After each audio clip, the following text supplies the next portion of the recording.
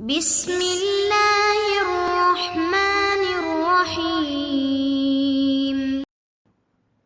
وعلیکم السلام ورحمۃ اللہ وبرکاتہ۔ بھائی کا سوال ہے کہ یہ جو نماز کے آغاز میں نیت کی جاتی ہے اردو زبان میں یا پنجابی زبان میں یا اپنی مادری زبان میں، اس کا شرعی حکم کیا ہے؟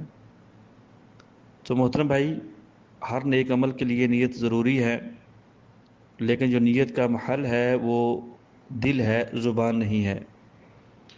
آقا علیہ الصلاۃ والسلام سے سوائے حج اور عمرہ کے کسی بھی عبادت کی نیت ثابت نہیں ہے، بلکہ بعض علماء اکرام تو یہ بھی فرماتے ہیں کہ جو حج اور نیت میں اللہم لبیک حجن یا اللہم لبیک عمرتن کہا جاتا ہے، وہ تلبیہ ہے، نیت نہیں ہے۔ نیت کا محل وہ دل ہی ہے۔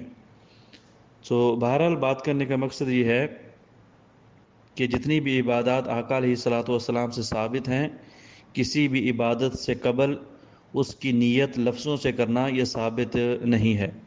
انما الاعمال بالنیات، عملوں کا دار و مدار نیتوں پر ہے، اور نیت دل کے اندر ہوتی ہے۔ جب ہم فرض پڑھنے کے لیے کھڑے ہوتے ہیں تو ہمارے دل میں ہوتا ہے کہ ہم نے فرض پڑھنے ہیں، امام کے پیچھے پڑھنے ہیں۔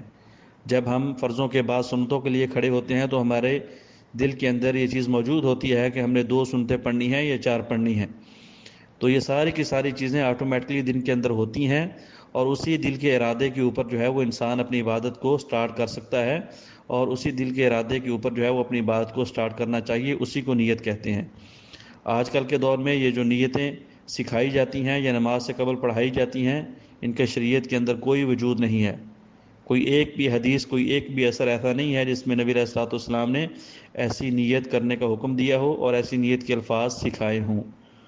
اور ویسے بھی عقلی طور پہ بھی یہ درست بات نہیں ہے کہ آپ عبادت عربی زبان کے اندر کر رہے ہیں، لیکن اس کی جو نیت ہے وہ پنجابی کے اندر کر رہے ہیں یا اردو کے اندر کر رہے ہیں۔ تو یہ پنجابی اور اردو میں نیت کرنا ہی اس بات کے اوپر دلالت کرتا ہے کہ اس نیت کا اس عبادت کے ساتھ کوئی تعلق نہیں ہے۔ ھذا ما عندی واللہ اعلم بالصواب۔